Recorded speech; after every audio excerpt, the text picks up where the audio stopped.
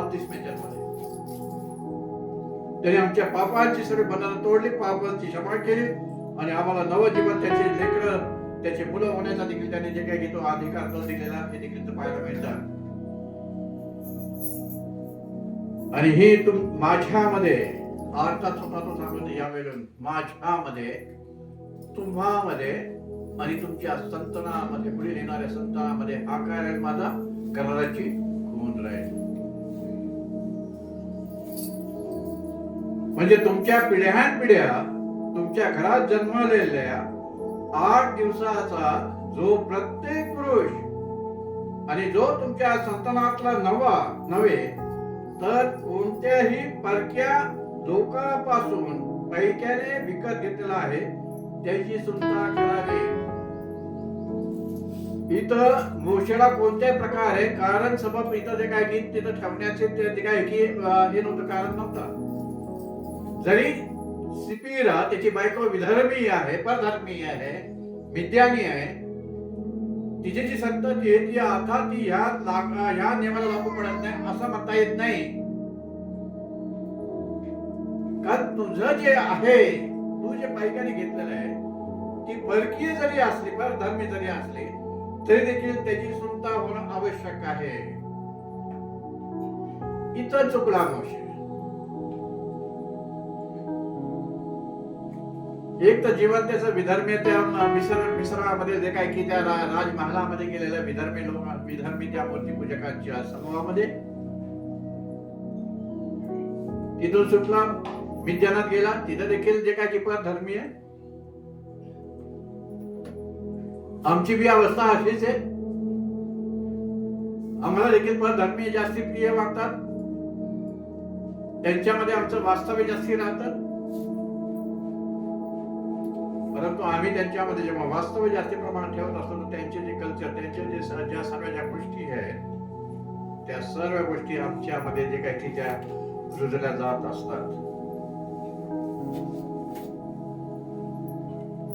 8 दिवसाचा हा तो दाखवते. 8 दिवसाच्या वेळेस प्रत्येक पुरुषाची, जे लहान बाळ आहे त्या प्रत्येक बाळाची सुद्धा झाली पाहिजे. देव त्याला बंधनकारक होता मोशेला.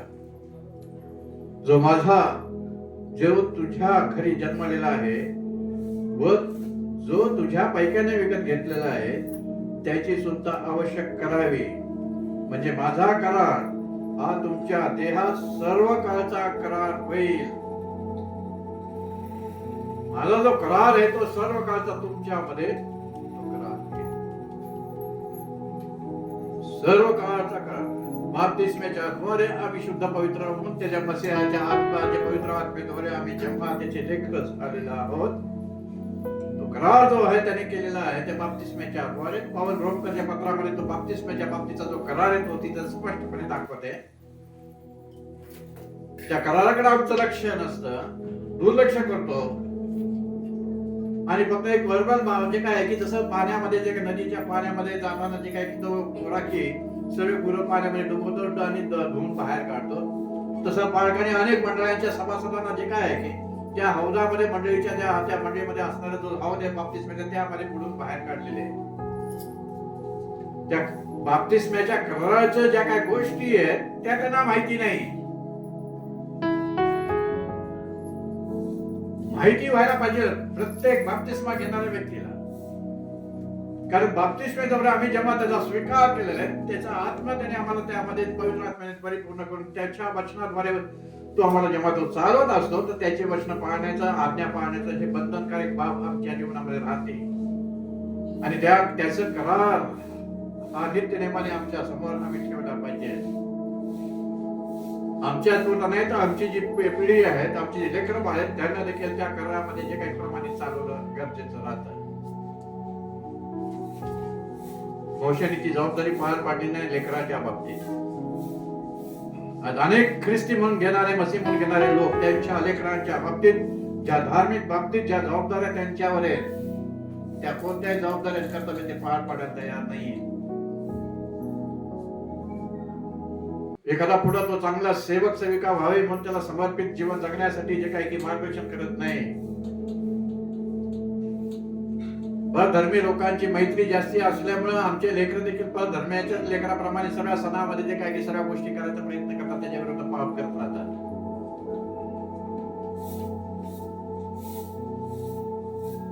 पुढे तो दाखवते 13 वचनामध्ये, जो तुझ्या घरी जन्मलेला आहे व जो तुझ्या पलकाने विकत घेतलेला आहे त्याची सुनता आवश्यक करावी, म्हणजे माझा करार तुमच्या देहात सर्व काळचा करार आहे. 14 वचनावर पाहायला मिळते की आणि सुनताना झालेल्या पुरुष म्हणजे ज्याची सुनता केली नाही तो जीव आपल्या लोकातून आपल्या मंडळीतून छेदला जाईल, अर्थात मारला जाईल.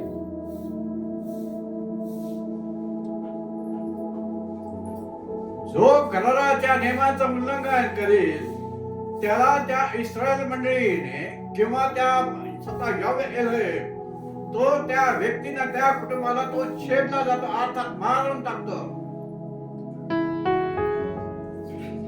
त्याने माझा करार मोडलेला आहे. म्हणून आज किती मंडळाच्या सभासदांनी त्याचे करार मोडलेले आहेत.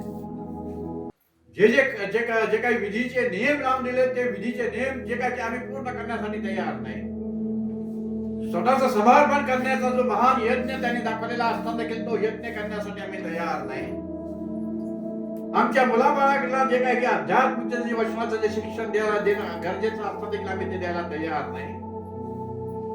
फक्त दैहिकरित्या आम्ही आमच्या मुलांच्या सर्व प्रकारे जे काही किती वाढ आहे त्या सर्व गोष्टी पूर्ण करण्याचा प्रयत्न करतो, पण आध्यात्मिक दृष्टिकोनामध्ये आमचे लेकर जे काय की नाश पावत आहे. याला कारण ते स्वतः समंजस मुलं असेल तर समंजस मुलं, आणि जर असमंजस मुलं असतील तर त्याची आई वडील हे जबाबदार आहे. तो माझा करार मोडलेला आहे म्हणून मी त्याला छेदून टाकेल, अर्थात मी त्याला नाश करून टाकेल, त्याला मारून टाकेल. मोशेची विधीच्या नियमाप्रमाणे सुनता झालेली होती हे दिसून येते. मग मुलगा 8 दिवसाचा झाल्यावर त्याची सुनता करीत ते होते इस्रायल लोक. हा सुनतेचा विधी मोशेच्या जे काय की आधीपासून म्हणजे अब्राहमापासून तो झालेला आहे, तो पाहायला मिळतो. मोशेने आम्हाला पाहायला मिळते की मोशेने त्याच्या दोन्ही मुलांची सुनता न केल्यामुळं, तो करार न पाळल्यामुळं जी मरणाची शिक्षा देण्यात आलेली होती तो ती शिक्षा यावे लोकांच्या जे काही मोशाला देत असताना आमच्यापेक्षा विधर्मी लोकांचं पवित्र शास्त्रातील वचनाचं ज्ञान जास्ती आहे. हे सिपेराबाई जे काय की तो इथं ती दाखवून देते. तरी ती विद्याने विधर्मी परधर्मी आहे. पण इथं मोशेला त्याच्या पतीला जे काय की कशा प्रकारे तो मारत आहे, जीव मारत आहे, ही जेव्हा ती प्रत्यक्षात डोळ्याने पाहते, ती डोळ्याने पाहते की नवऱ्याला जे पतीला जो मोशेला तो तिथं मारत आहे, मारण्याचं पर्पज जे कारण आहे तिला माहिती झालंय.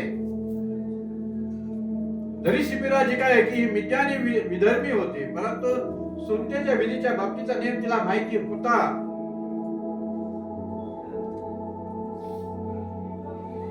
आमच्या लोकांना बाप्तिस्मेचा नियम माहिती नाहीये. लहान लेकरू असताना त्याला समर्पण करण्याचा विधीचा नियम माहिती नाही. मोठे मुलं झाले की त्याला समर्पण ते यावे एलोहिमला येशू मसीहाला स्वतःचं समर्पण करायचं हा नियम माहिती नाही.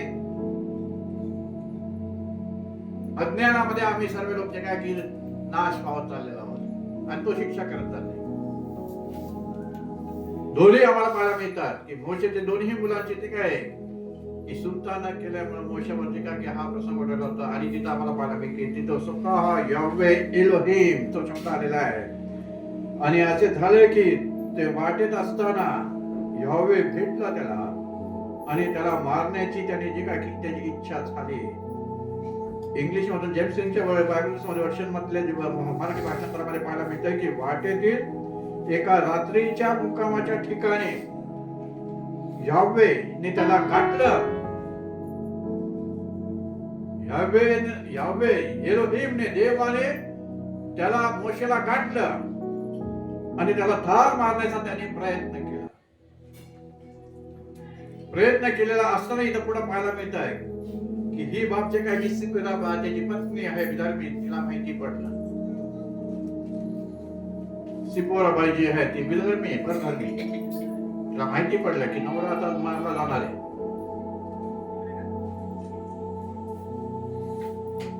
पाचारण करून फायदा काय झाला मोशेचा? तुम्हाला मसीहाचे म्हणून फायदा काय झालाय मसीहाचा? मसीहाने तुम्हाला पाचारण केलेला असताना त्या पाचारणाच्या नियमाप्रमाणे तुम्ही तुमच्या जीवनाचं परिवर्तन न करता तुम्ही तुमचे जीवन जे काही जगायचा प्रयत्न करता जागतिकरित्या, त्याचे करार त्याने जे विधीचे नियम लावून दिले ते विधीचे नियम तुम्ही पाळण्यासाठी तयार नाही.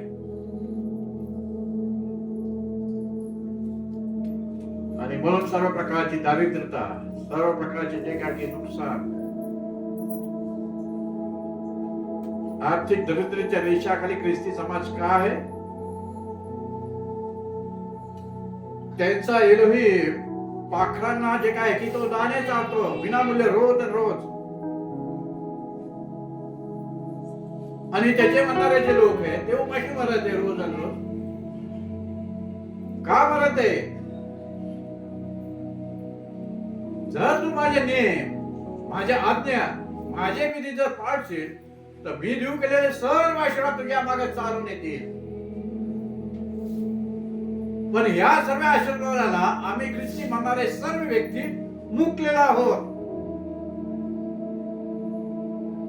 कारण आशीर्वादाच्या अपोजिट उलट दिशेला जो भाग दुसरा दाखवते अनुवादामध्ये देखील, त्यामध्ये दुसऱ्या भागामध्ये पाहायला मिळते की जर तू माझे नियम, माझ्या आज्ञा, माझे जर विधी तू पाळले नाही तर सर्व जे ह्यामध्ये लिहिलेले जे पुस्तकामध्ये जे शाप आहे ते सर्व शाप जे तुला गाठतील. दरिद्री स्थितीमध्ये तू होईल, कंगाल स्थितीमध्ये, उपाशी जीवन, उघडे वागडे जीवन, बेघर जीवन, आशाहीन जीवन, अविश्वासणारं जीवन. पेडाबाईला ही माहिती पडलेलं होतं की जे मोशेला ज्या गोष्टी पूर्ण करायच्या होत्या त्या मोशेने पूर्ण केल्या नाही, पण तो जे काय की तो तिथे त्याला मारत आहे.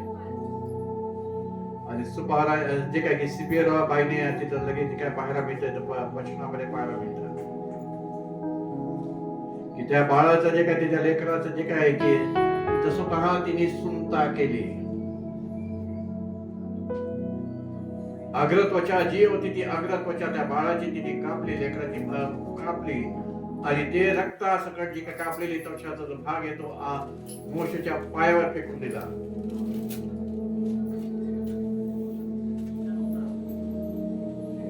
त्या बाळाचं रक्ताचं जे रक्त जे आहे ते रक्त त्या मोशेच्या पायावर त्या सिपाराबाईने फेकून दिलं. आणि शेप फेकून दिल्यानंतर पुढे आम्हाला पाहायला मिळतंय की तिथं पवित्र शास्त्रात दाखवलेलं आहे की नवऱ्याला ज्या बाबतीत शिक्षा देण्यात आलेली होती हे देखील तिला माहिती होतं, म्हणून तिने ताबडतोब गाराच्या धारदार दगडाने त्या मुलाची अग्रत्वचा कापून अर्थात सुंता करून त्याच अग्रत्वचेचा कापलेला भाग जो रक्ताने माखलेला होता तो मोशेच्या पायावर टाकला. म्हणजे अग्रत्वचेचे जे रक्त मोशेच्या पायावर पडले. आणि म्हणून जे काय की सिपोराबाईच्या पुढे जे काय की पुढे ते वाक्य बोलायचं आहे की खचित तू रक्ताने मिळवलेला माझा नवरा आहे. माझ्यासाठी फार लज्जास्पद ही बाब आहे. सेवकासाठी फार लज्जास्पद बाब आहे. विधर्मी ती बाई बोलते की खचित तू रक्ताने, माझ्या रक्ताने मिळवलेला माझा नवरा आहे. कोणाचं रक्त? देवी मुलाचं रक्त. जेव्हा सिपोराने जे काय की दोन्ही मुलांची सुंता केली तेव्हा यावे एलोहिम कडून जे काय की मोशेला जीवदान मिळालं. तेव्हा मोशेला जीवदान मिळालं. जर सिपराबाईने त्यांच्या धर्माला जे काय की धरूनच राहिली असती, सुंता केली नसती विधी पूर्ण केलं नसता तर अर्थात ती मोशेला मुकली असती, मोशेला मारून टाकलं असतं तिथंच तो. कारण त्याला मारण्यासाठी तो त्याला त्यांनी गाठलेलं आहे. गाठले शब्द आलेला आहे, मोशेला त्याने गाठले. तिथं रात्रीच्या दिवशी जिथं मुक्काम होता त्याचा, तिथं त्याला गाठले. आणि गाठल्यानंतर तो तिथं त्याला जे काय की मारण्याचा प्रयत्न करत आहे. परंतु इथं जे काय की पुढे घडलेली घटना इथं आम्हाला पाहायला मिळते की विधर्मी व्यक्तीच्या द्वारे त्या मोशेचं जे काय की बचाव झाला.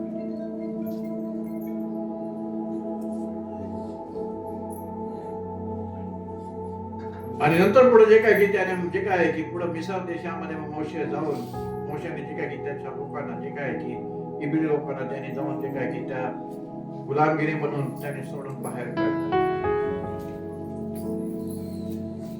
आता या उदाहरणावरून एलोहिम आम्हाला काय शिकू इच्छिते हे पाहणं जरुरीचं आणि महत्वाचं आहे. हे जे उदाहरण आज आम्ही पाहिलेले आहे दोन्ही चर्चेस मिळून सभासद एकत्र झालेले आहेत, ह्या उदाहरणाच्या माध्यमातून आम्हाला काय शिकायला तो शिकू इच्छिते. पहिली बाब की यावे एलोहिम समोर कोणताही सेवक किंवा सर्वसामान्य व्यक्ती जर त्याच्या आज्ञा व त्याचे नियम आणि त्याचे विधी लावून दिलेले जे आहेत ते पाळत नाही तर त्याची तो गय करत नाही, त्याची तो गय करत नाही. दुसरी बाब आम्हाला पाहायला मिळते, एलोहिमने लावून दिलेल्या आज्ञा व नियम आणि त्याने दिलेले विधी याचे पालन करण्याकरिता सर्वांना त्याने बंधनकारक ठेवले. तुम्ही सेवक आहे म्हणून तुम्हाला मुभा आहे आणि तुम्ही सेवक नाही म्हणून तुम्हाला मुभा नाही, हा भाग तिने ठेवला नाही. सरसकट सर्वांना त्याचे नियम, त्याच्या आज्ञा, त्याचे विधी पाळण्यासाठी त्यांनी बंधनकारक ठेवलेले हा भाग इथं पाहायला मिळतो. तिसरा मुद्दा पाहायला मिळतो की त्याच्या आज्ञा व नियम आणि त्याने दिलेल्या विधीचे उल्लंघन करणाऱ्याला तो मरणदंडाची शिक्षा तो देतो. इथं दैहिक मरणाच्या बाबतीत हा संदर्भ किंवा ही बाब पाहायला मिळते. हे संपूर्ण बाब दैहिक मरणाच्या बाबतीत होती मोशेच्या. परंतु आध्यात्मिक दृष्टिकोनातून जेव्हा आम्ही त्याच्या वचनाचं आज्ञेचं उल्लंघन करतो त्यावेळेस त्यांनी देखील ते दुसरं मरण आमच्यासाठी राखून ठेवले. हे प्रगटीकरणामध्ये पाळक वर्ग शिकवत नाही.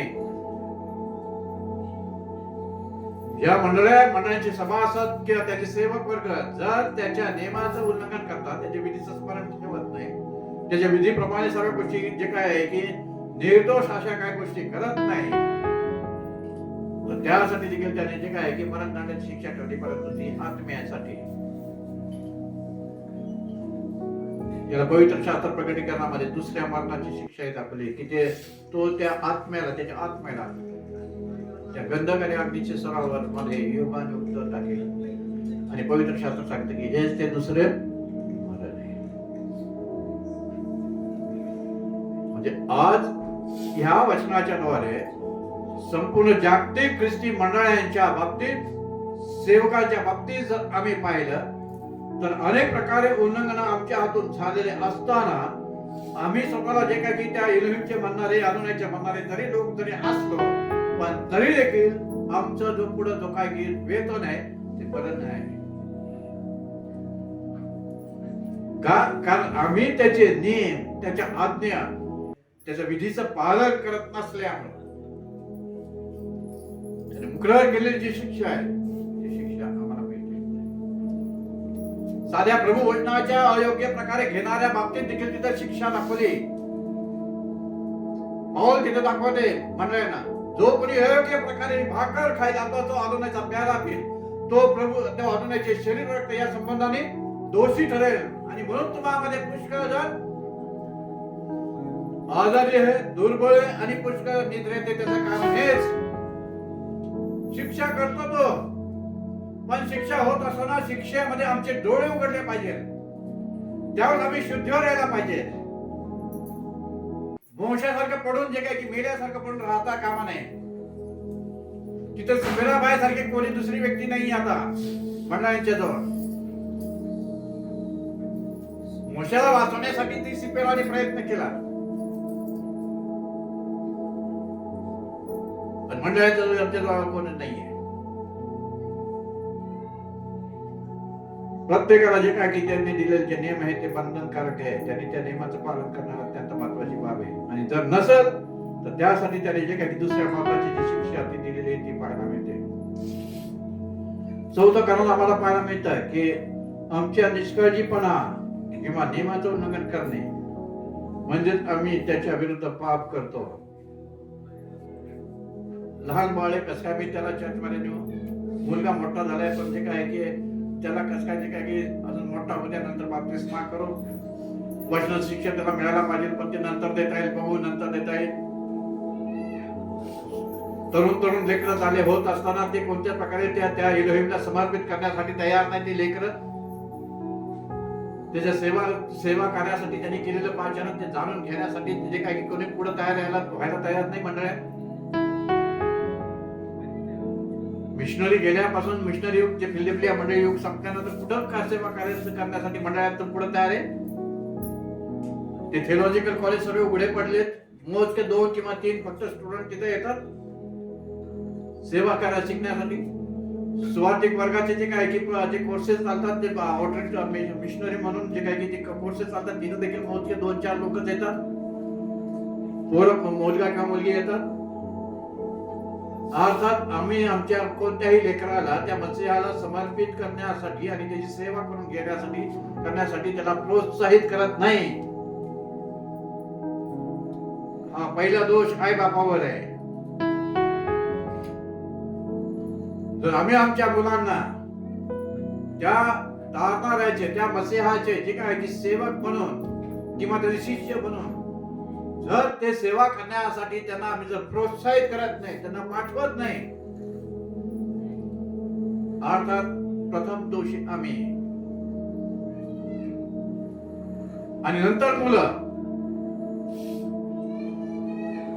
जागतिक ज्ञान सर्व मुलांना आहे पण आध्यात्मिक ज्ञान आणि उन्हे आहेत आमची सगळे मुलं. कारण आई वडील आणि जबाबदार आई वडील असल्यामुळे त्याचा हिशोब त्या आई वडिलांना द्यावा लागेल त्याला. कारण मी जी वचनं दिली तू स्वतः तुझ्या मुला बाळाच्या मध्ये ती रुजव, त्यांना शिकव, त्याप्रमाणे त्यांना चालव. पण आम्ही जे काय की या आध्यात्मिकतेमधल्या गोष्टी मध्ये फार जे काय की लांब असल्यामुळे दूरपणा आणि निष्काळजी जे काय की गफलत राहत असल्यामुळे आम्ही जे काय की आमच्या मुला बाळाच्या आध्यात्मिकतेमध्ये नाशास काढणे आई वडीलच आहे.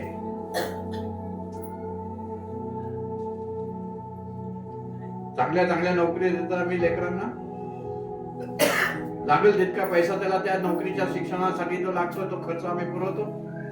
पण देवाचा सेवक होण्यासाठी, मसीहाचा सेवक होण्यासाठी आम्ही काय केले?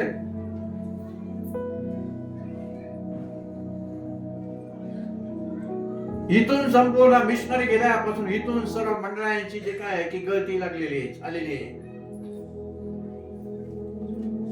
जे मंडळांचे आधारस्तंभ म्हणून जे काही गणले गेलेले तरुणी आई वडिलांनी त्यांना कोणत्या प्रकारे ते काय की पुढे फ्युचर तुला ही सेवा करायची आहे या गोष्टी शिकवल्या नाही, या गोष्टीवर जोर दिला नाही, त्या गोष्टी शिक्षण त्यांना दिलं नाही. अर्थात त्या लेकराच्या नाशासाठी त्याचे आई वडील जबाबदार असल्यामुळे ते देखील दोषी ठरतील न्यायाच्या दिवशी.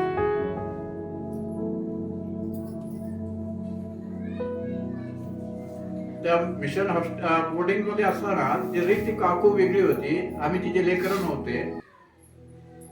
पण आध्यात्मिकतेमध्ये शिक्षण देण्याच्या बाबतीत जी कडकपणा जे काय तिथे वागणूक होती ती फार अधिक चांगल्या प्रकारे होती. ती कडक. जर तुम्ही हे पाठांतर केलं नाही, 23वा स्तोत्र, 100वा स्तोत्र, 121वा स्तोत्र किंवा डोंगरावर प्रवचनाचे शिक्षण हे जर तुम्ही पाठ केलं नाही किंवा जे काय की बायबल मधल्या जुन्या काळातल्या ज्या काही गोष्टी ज्या आहेत, हिस्ट्री जे आहेत त्यांच्या जर त्या गोष्टी तुम्ही जर ते पाठ केल्या नाही तर तुम्हाला जे काही कोणत्या प्रकारे जेवण मिळणार नाही. सणवारालाही कपडा लत्ता मिळणार नाही. कुठं करतो आम्ही ह्या गोष्टी? सणवाराला नाही, मला 800च्या ऐवजी आता 1200ची पॅन्ट पाहिजे. आणि आई बापचे काय की दही गरजा तुम्ही भागवल्या, पण आध्यात्मिकतेमध्ये ते लेकरं नाश करण्यासाठी तुम्ही स्वतः जबाबदार आहे. कारण जे नियम त्यांना शिकवायला पाहिजे होते, जे विधी त्यांना शिकायला पाहिजे होते, जे स्वतःचं समर्पित जीवन त्यांना जगून त्या मस्यामध्ये तुम्हाला कशा प्रकारे जीवन जगायचंय या गोष्टी तुम्ही शिकवल्या नाही तुमच्या मुलाबाळांना. तो जरी लेवी खानदानातला होता मोशे, पण तो लेवी असताना देखील, ते सुलता झालेले असताना देखील त्या नियमाप्रमाणे, धार्मिक नियमाप्रमाणे त्याने त्याच्या दोन्ही मुलांची सुलता केली नव्हती. काय फरक नाहीये, समानतेमध्ये हे सगळ्या गोष्टी.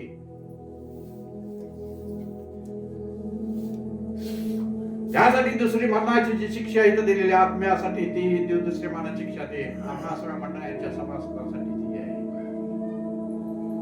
आणि आम्ही त्याचे विधी, त्याचे नियम, त्याच्या आज्ञा पाळत नाही, त्याची परिपूर्णता करत नाही. देखावा म्हणून आम्ही सगळ्या गोष्टी करायचा प्रयत्न करतो. आम्ही धार्मिक आहोत हे दाखवण्यासाठी जे काय ते धार्मिकतेचं सोंग देखील घेतो.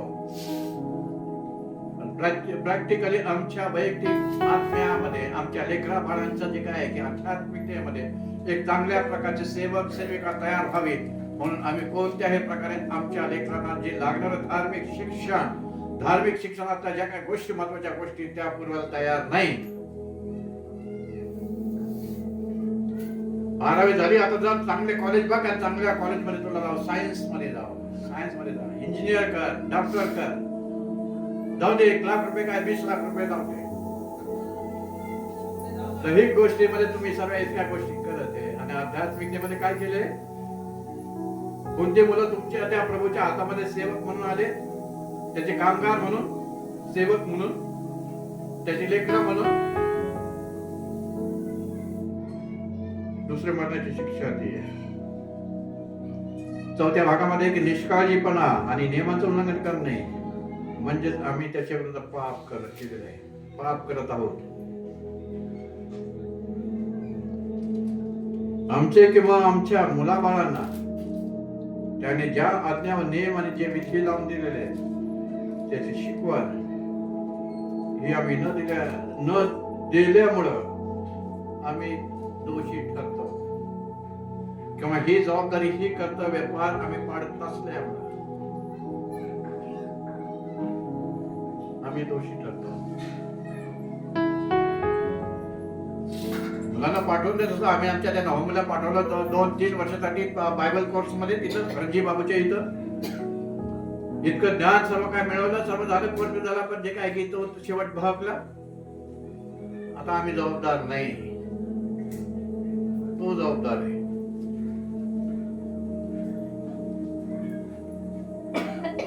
तो जबाबदार आहे, कारण त्या मार्गाने तो नेलेलं होतं, त्या मार्गाचं शिक्षण त्याला मिळालेलं होतं. जर त्याने त्या मार्गाचं अवलोकन केलं नाही, त्या मार्गाने जर ते चालला, तो चालला नाही, तर त्याला तो जबाबदार. पण इथं तर तो भाग इथं नाहीये मंडळांमध्ये आमच्या.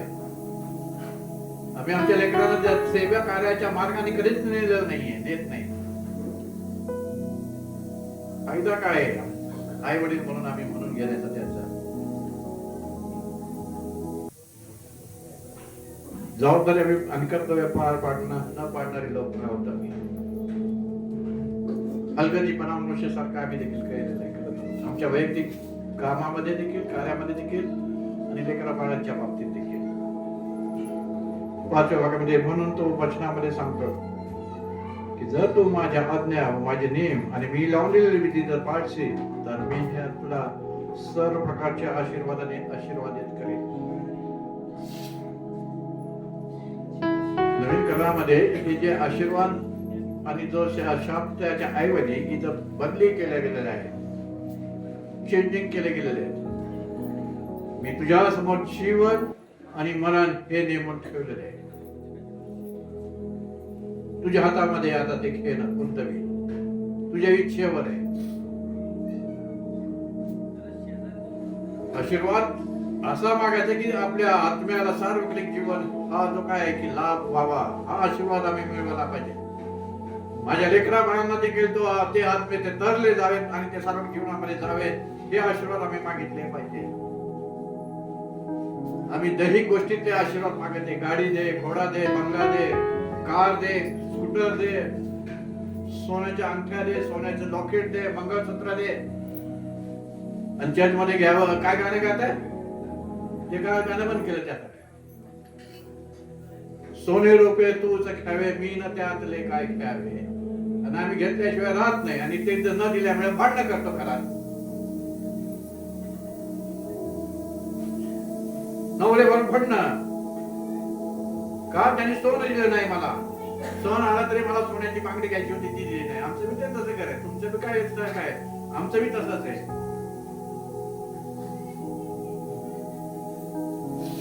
तर तिला एकच सांगत असतं की तू माझ्या कॅरेक्टरकडे, माझ्या स्वतःकडे पहा ना. काय हातात अंगठी आहे ना, मग लॉकेट आहे किंवा काय आहे का माझ्याकडे? काय नाही आहे. तर एक कपड्यावर राहायचं, एक भाकर मिळायला खायची, नाही तर आपलं चालायचं त्याचं कार्य करत, त्याची इच्छा पूर्ण करत.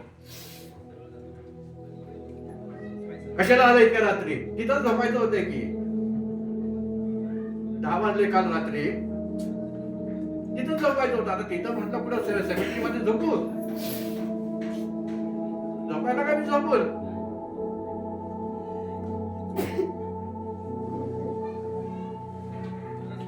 त्याच्या गोष्टी नीतिसूत्रामध्ये सो दाखवते. स्त्री वर्गासाठी खास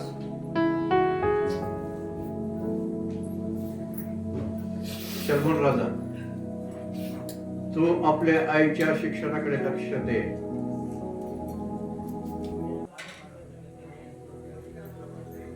अर्थात शिक्षण देण्याची जबाबदारी शल्मोन राजा तो जो आहे तो आईवर सोपवतो असताना दाखवते.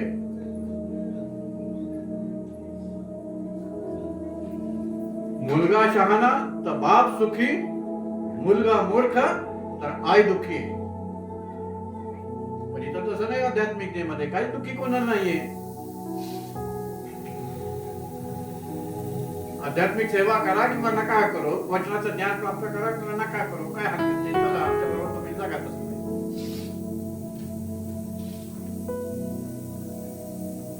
इथं जे काही तो दाखवते मत्ते 25 आणि 34 आणि 41 वचनामध्ये तो दाखवते. मत्ते 25 अध्याय. जरी नवीन करारामध्ये जीवन आणि मरण दिले, पण नवीन करारामध्ये शाप आणि आशीर्वाद हे तितकेच जे काय आहे की हे बांधिलकी त्यामध्ये दाखवले गेलेले आहेत. 34 वचनामध्ये तो दाखवतो की अहो माझ्या पित्याच्या आशीर्वादित जन हो.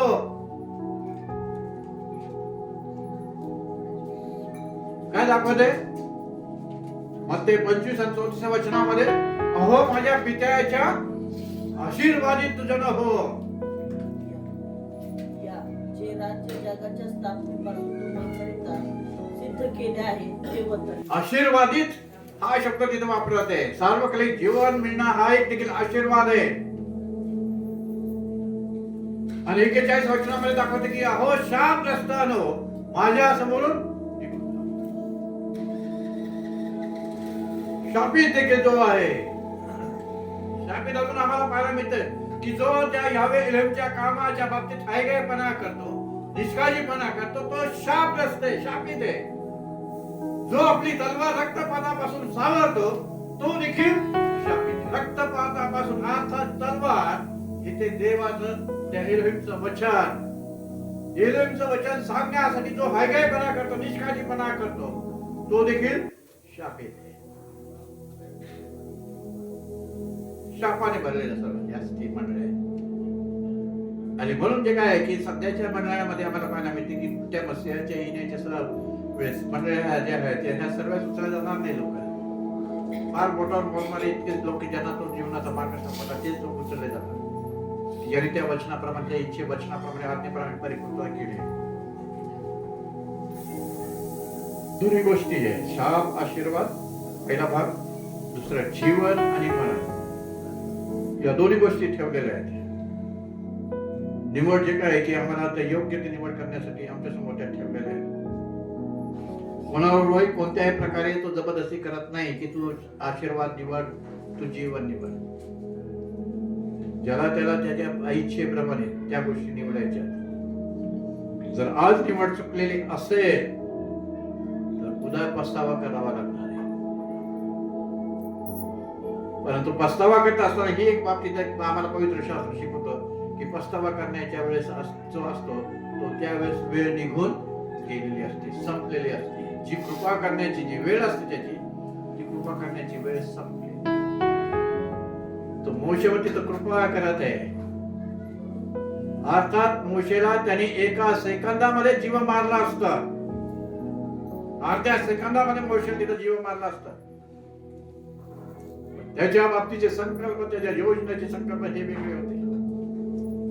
जरी तो तिथं चुकलेला होता, परंतु तिथं आम्हाला पाहायला मिळते की त्याने त्याच्या पत्नीच्या द्वारे जे काय की ते पुढचे काम त्याने पूर्ण करून जे काय की त्याला जे काय की त्या मरणाच्या दाढीतून तिने त्याला बाहेर ओढून काढलं.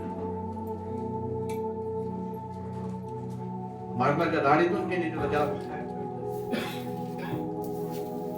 मुलाच्या रक्ताने तुला जे काय की मी घेतलेले आहे, मिळवलेले. तो यावेळेला तो जग आहे की तो जीव मारतच होता.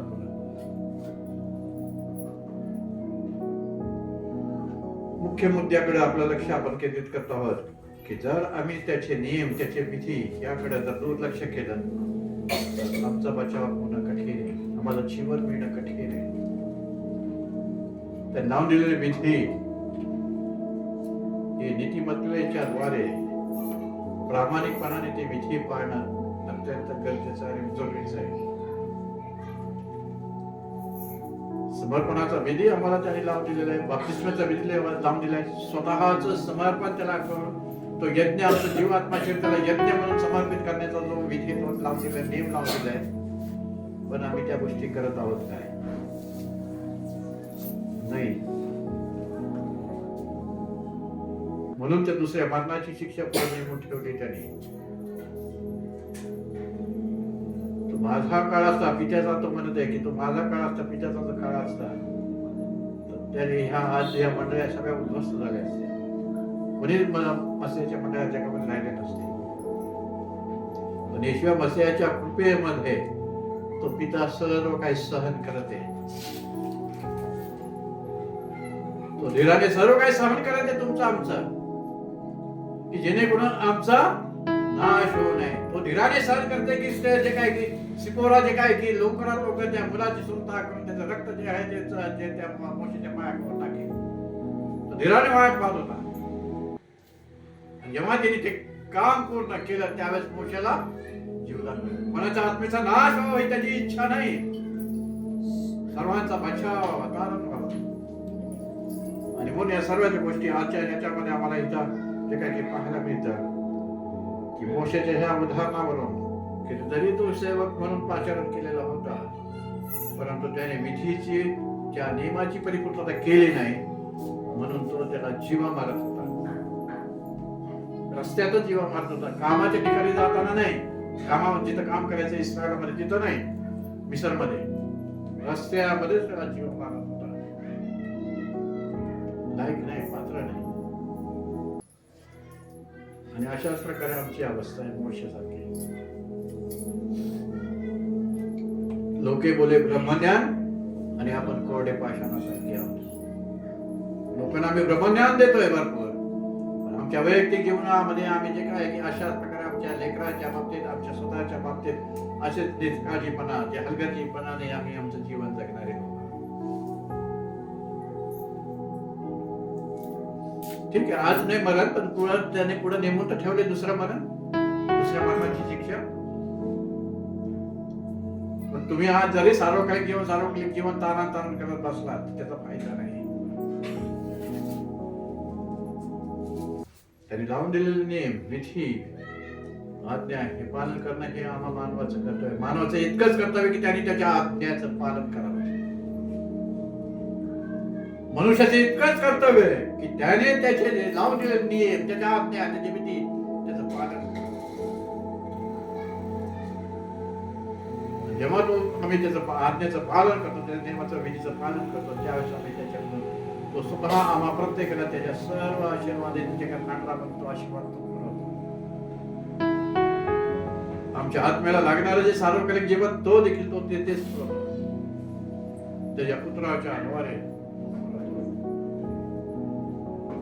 आणि म्हणून हा भाग जो आहे की आम्ही पाहत असताना आणि असे झाले की निर्गम 4:24 वचनावरचा आजचा संपूर्ण हा भाग होता. आणि असे झाले की तो वाटेत असताना यावे भेटला आणि त्याला मारण्याची त्याची इच्छा झाली. इंग्रजीमधून जे काही जेम्स किंग वर्षाच्या बायबलमध्ये जे काही पाहायला मिळतं की वाटेतील एका रात्रीच्या मुक्कामाच्या ठिकाणी यावेने त्याला गाठलं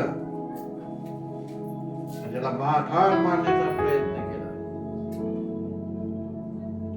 सेवकाला ठार मारण्याचा प्रयत्न केला. जुन्या काळामध्ये असे पुष्कळसे उदाहरण आहे की ज्या एका सेवकाला सांगितलं की तुझं कोणाच्या घरी जेवण खायचं नाही, त्या लोकांना इस्रायल लोकांना निरोप दे आणि तू पुन्हा जे काय की परत निघून ये.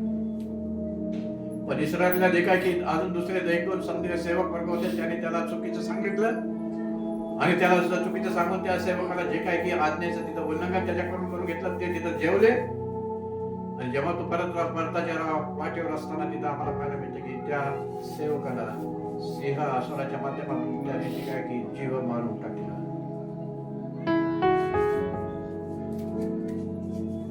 जिथं जिथं त्याच्या आज्ञेचा भंग झाला, जिथं जिथं त्याच्या नियमाचं उल्लंघन झालं, तिथं तिथं त्याने त्या प्रत्येकाला शिक्षा दिलेली पाहायला मिळते. ही शिक्षा पुढं आहे, संपली नाही. नवीन करार याचा अर्थ ती शिक्षा संपली नाही. इतकंच की ती तरतूद आहे की इमिजिएटली त्याच मोमेंटला शिक्षा नाही, पण ती शिक्षा पुढं ही ढकलण्यात आलेली आहे. सार्वकालिक जीवनाच्या माध्यमातून तो पुढं आम्हाला पाहायला मिळतं न्यायवाडी शिक्षणमध्ये की ते दुसऱ्या मारण्याची शिक्षा कंदकाने अगदीच्या स्थळावर. आज मला स्वतःच ऑब्झर्व करायचं, परीक्षण करायचं आहे की तुम्ही किती प्रकारे आज त्याच्या आज्ञेचं उल्लंघन केलं, किती प्रकारे तुम्ही त्याच्या विधीच्या नियमाचं उल्लंघन केलं. आम्ही स्वतः आणि आमच्या मुलाबाळांच्या बाबतीत किती प्रकारे आम्ही निष्काळजीपणाने आम्ही हे आमचं मसीही जीवन किंवा ख्रिस्तीपणाचं जीवन जगत आहे हे ऑब्झर्व करण्याची ही सुवर्ण संधी आमच्या जीवनात प्रत्येकाला त्यांनी दिली. संधीचा फायदा घ्यायला लावलेला आहे. संधीचा फायदा घ्या. पॉल म्हणतो संधीचा फायदा घ्या. वेळ आहे तोपर्यंत. एकदा वेळ संपली सर्व संपणार. आणि म्हणून या सर्व गोष्टीकडे आज आपलं लक्ष केंद्रित करत असताना आम्हाला हेच या स्टोरीच्या माध्यमातून या उदाहरणावरून आम्हाला पाहायला मिळतं की जेव्हा जेव्हा त्याच्या विधीचं उल्लंघन होतं, नियमाचं उल्लंघन होतं, तेव्हा तेव्हा तो त्या सर्वांचा तो नाश करून टाकायचा तयार असतो. ज्या जबाबदाऱ्या आहेत, मग सेवक असो किंवा सर्वसामान्य व्यक्ती असो, जे कर्तव्य आहे त्या जबाबदाऱ्या कर्तव्य जर आमच्या जीवनामध्ये आम्ही पार पाडत नाही तर आम्ही शिक्षेस गुन्हेगार ठरतो, शिक्षेस पात्र ठरतो. आम्ही त्यासमोर गुन्हेगार ठरतो. आई वडील असो किंवा सेवक असो, सेविके असो, एक सर्वसामान्य मंडळीची सभासद असो, ती शिक्षेस पात्र आहे.